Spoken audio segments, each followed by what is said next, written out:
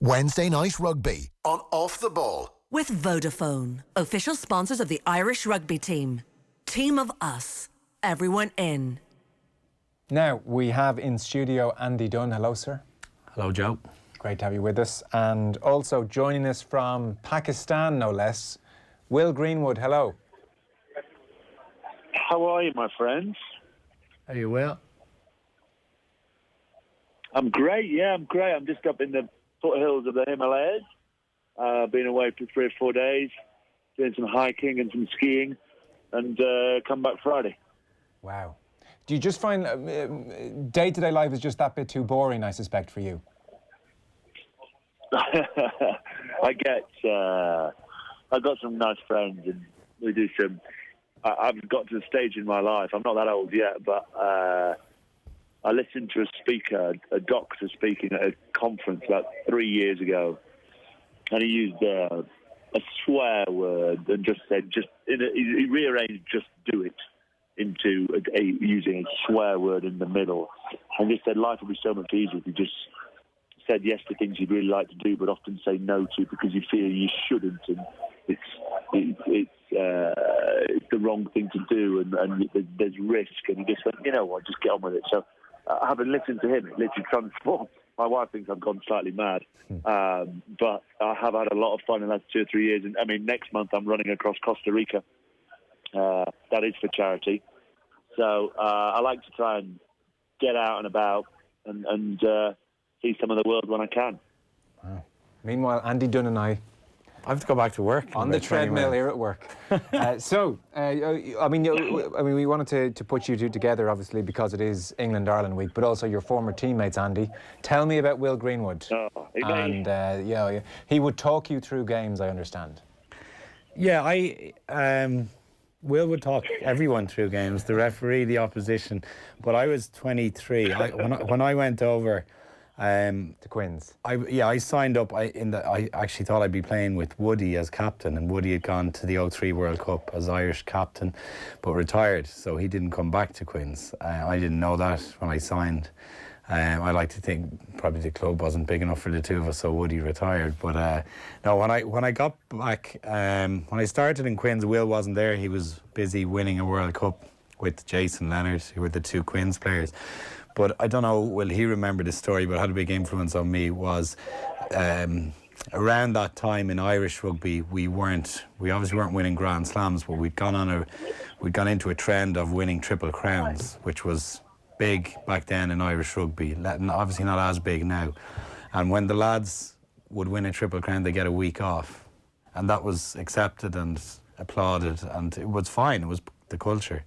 But when I went to Quins, we played Bath on a Saturday afternoon. That morning, England had beaten Australia, and it was a bank holiday Monday. We came back into work on the Tuesday, and I was quite inspired by the idea of getting to play with the English World Cup winners at the time. But when I came into training early that morning, there was 2 people in training ahead of me. I thought I was the first, and it was Will and Jason Leonard, and they were togged out 3 days after winning the World Cup, and they both said hello to me, knew my name, and I was a new player, and it had quite a profound effect on me at that stage in terms of what work ethic looks like. It didn't have a profound enough effect on me to actually really work as hard as they did, but I think in later life, when I reflect on that was an amazing experience that morning coming in. I'm sure on the back of winning a World Cup, he doesn't remember it as clearly as I do, but it was something special. I remember you and Keogh rocking up. One of my favourite games ever was I think you may have put the try scoring pass in. I think Keogh might have scored it and you kicked the winner against... I mean, we beat Claremont, didn't we? They should have beaten us by 40 in the Challenge Cup final. Yeah, Anthony Flosh. Somehow we ended up with one... Yeah, they had this fullback, we ended up with... Anthony Flosh, who ran about 30 metres to kick someone in the head in the side of a ruck in injury time when we were 6 points down. No, it wasn't Flosh. It wasn't Flosh. It was that nutter centre. I can't remember his name. Flosh. It wasn't. They had this centre. Remy had tape around his ears. And he was a Claremont. He was a Claremont local, and he'd been there for years. And he was an absolute nutcase. And Leonard was cheating on our own line, and it was clear it was their penalty, which would then end the game. because they were 6 points in front. They would kick the penalty, but Lennon was trying to stop anything but a try being scored. And this nutter centre just came in, and I don't think he booed him. I think he punched him in the face like 6 times. Got the pen. Gavin Duffy took the pen, didn't he? Booted it 60 yards downfield. We ran an old-fashioned line-out play. It's probably world-class that we called it, the move. And Keogh gets round Rougerie and scores under the post. You kick the winner, and I'm going, did we just win that game? Because they were way better than us. It was the only point Simon scorers. Keogh, is it? Simon Keogh scored the winning try. Gav Duffy got the first try. Paul Burke got the first few penalties in conversion. I got the last penalty in conversion. So only Irish scorers for Harlequins winning the Challenge Cup that day. Very impressive. So, Wait, when you say, by the way, Will would talk you through games, so you're this young flash out half, a big deal going over there. Obviously, centres have that extra split second or two to observe what's going on. You're a bit more in the thick of it at times. So explain to me what Will Greenwood talking you through a game might look like or feel like, or your memories of that.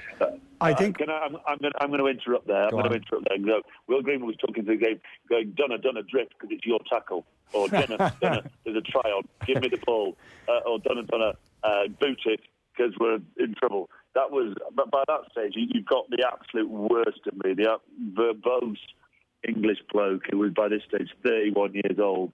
Both his shoulders are dropping off. And I was literally just trying to survive. So talking people through the game just to try and make sure the ball either came near me if there was loads of space or came nowhere near my postcode if it was surrounded by wasps or tigers. So self-preservation was his motivation. What was your experience of it, Andrew? It was an extra pair of ears and eyes, a channel wider, and certainly as a young fly half, I didn't have the presence of mind to run a game well enough. I was instinctive, and that had its benefits at times, but I didn't have the capacity to control a game like many good fly halves and international level fly halves could.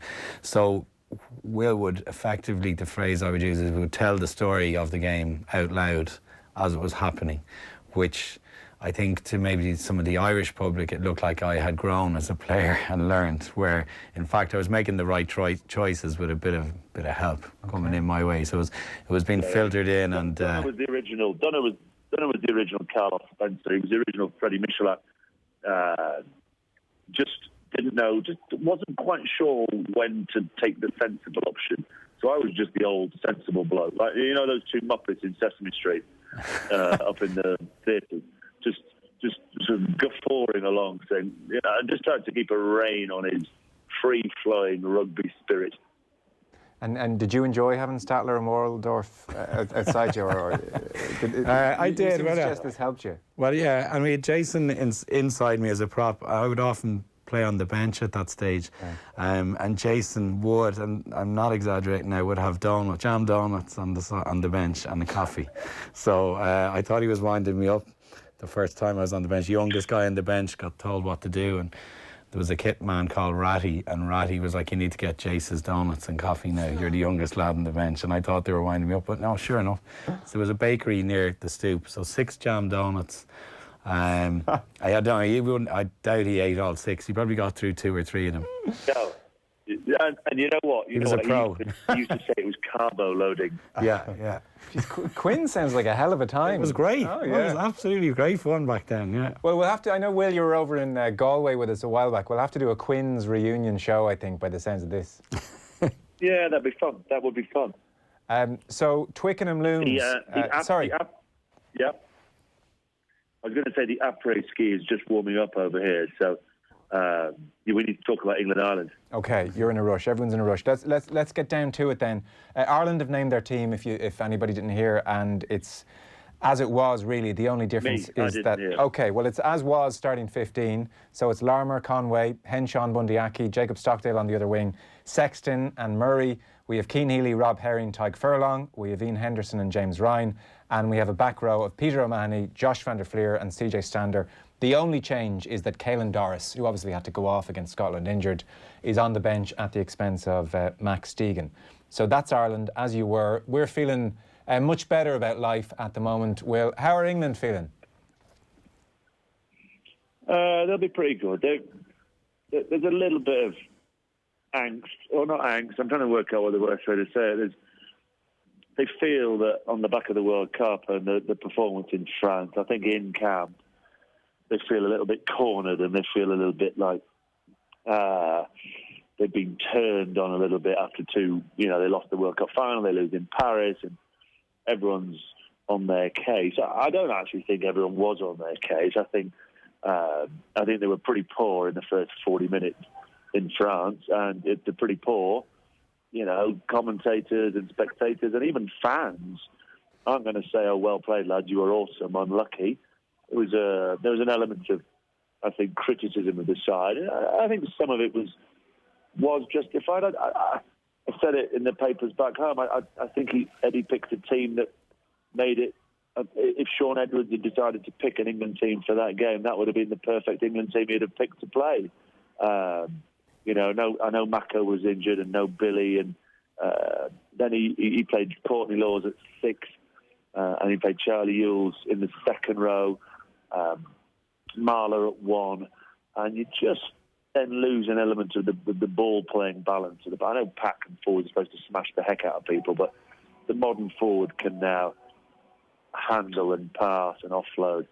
And I think that side was limited. It was powerful and strong, but limited in terms of its handling ability.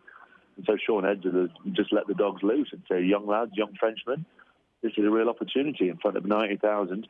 Just get off the line and see what comes of it. And they took their chances.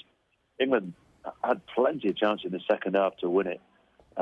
They coughed up a soft one when Dupont ran around the front and gave Olivon an inside ball, because that was the only time France went into England's half in the whole of the second half. Cruz gets held up. So they weren't awful. They just had a really poor 40 minutes. Scotland, they just needed to win. It was a swimming pool. It was an absolute swimming pool. And they duffed Scotland up, and they did exactly that. They made a couple of errors second half, but they controlled the game. So now they get to play 2 home games at Twickenham, and I think Ireland are a great team now, a strong team, I should say, rather than a great team just yet. And got some real edge to them. But I've never been afraid to back against England. I thought they'd lose in France, but on this occasion, no way. I think they've got a couple of performances in them.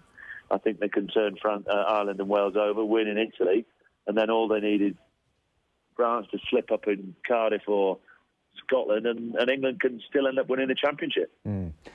Before you go, let me just shoot you a quick question or two on English selection and the balance in light of the Vunipola's situation. There's been much talk about the back row, obviously. So Ludlam, Underhill and Curry at 8. So all this talk about the balance being off and Curry is not a specialist 8. Can you give us, in so much as you can without television pictures, but can you explain to us in any specifics how somebody like Curry at 8, who's not a specialist, and the back row balance generally is upsetting England or taking away from England? Look, I think the main problem came in Paris when, without being overly technical about it, Underhill was stacking down on the key scrums on the left-hand side of the scrum with Curry at 8. And Underhill wanted to go wide behind Marler's backside and drive through him there. And Curry was technically binding correct head between the 2 second rows. So the gap between Underhill and Curry was too wide. The ball kept bobbling out. And when Ludlam went on, the same thing happened. Whereas the right hip and the right knee of the left-hand side flanker is utterly critical in scrums. So if you've got 2 lads who are just a little bit unsure of what's going on, Dupont had a field there, nice loads, like the ball's out.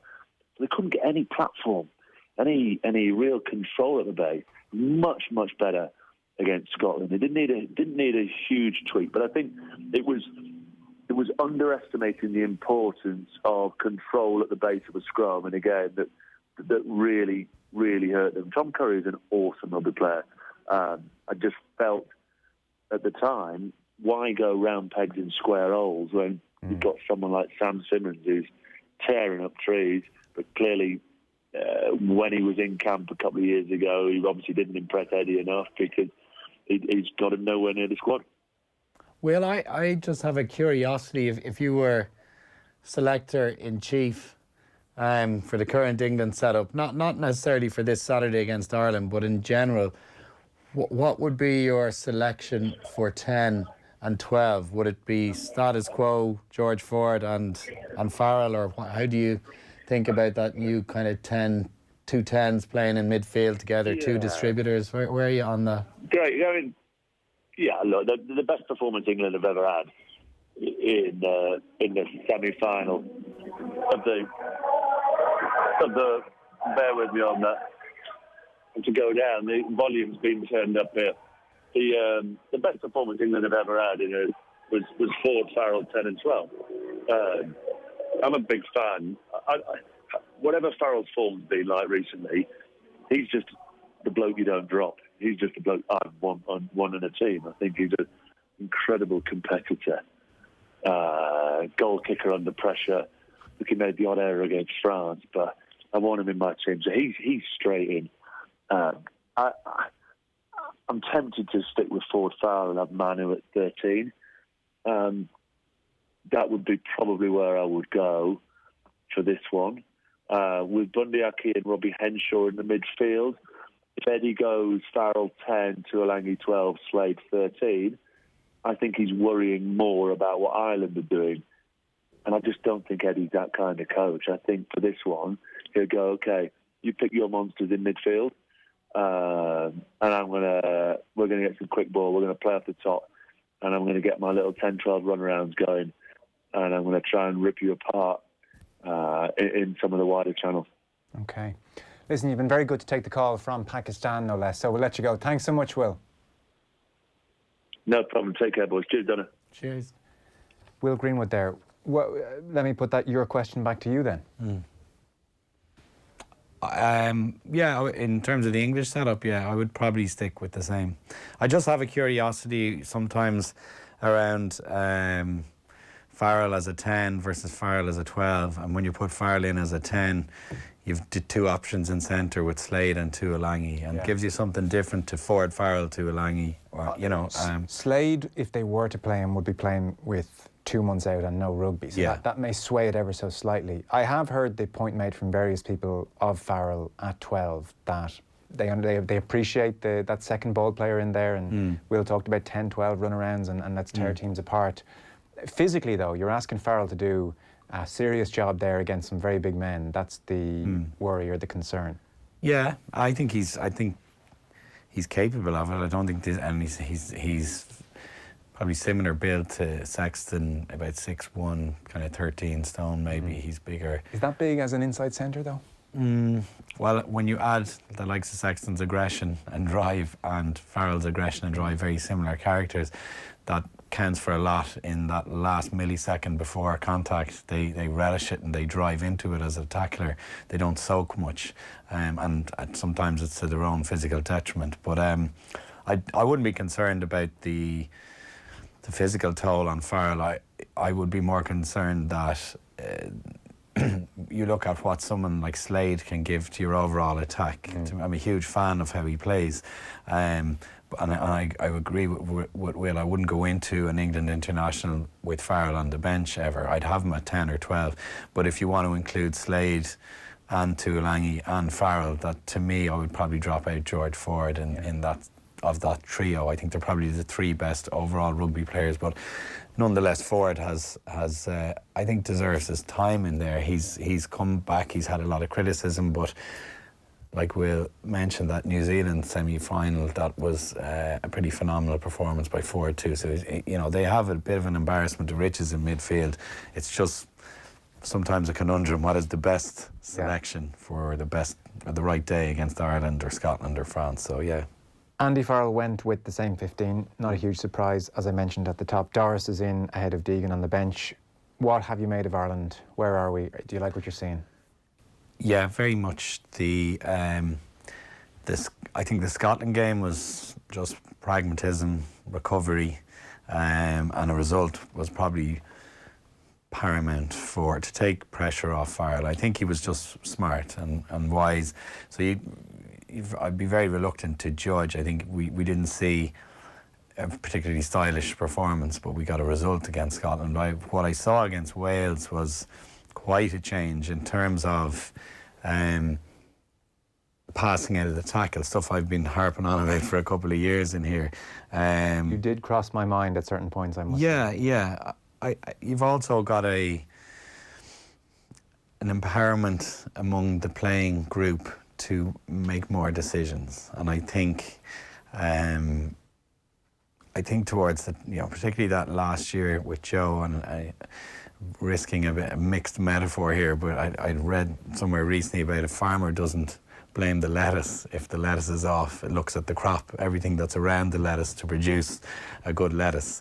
I think where Schmidt got a little bit lost in that last year was he wasn't creating the conditions for the players to be optimal, and then similarly when the players were suboptimal was blaming the players, and it became this corrosive atmosphere. The walls were closing in on what was promising to be a potentially great team in the previous 2 to 3 seasons self-destructed. And there's a definite difference in Farrell's approach to man management and similarly to group management and group dynamics, and I think you can very clearly see that on the field.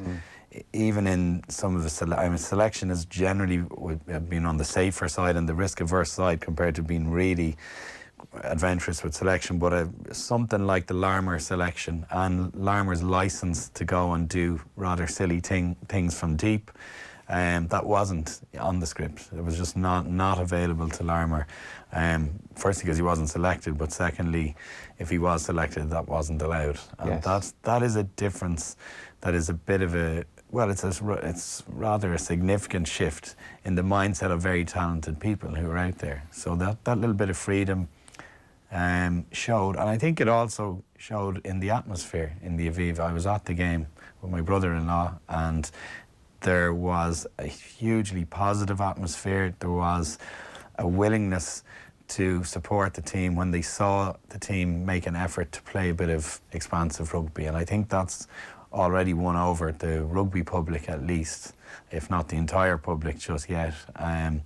But yeah, I'd be very positive on the back of the Wales performance that our mentality is well suited to going to England as an underdog and picking off a result. And do you have the confidence that going to England, where it will be very physical, very tough, fine margins, that sense of expression and the license to do something silly, will that be as transferable to the kind of powder keg of Twickenham?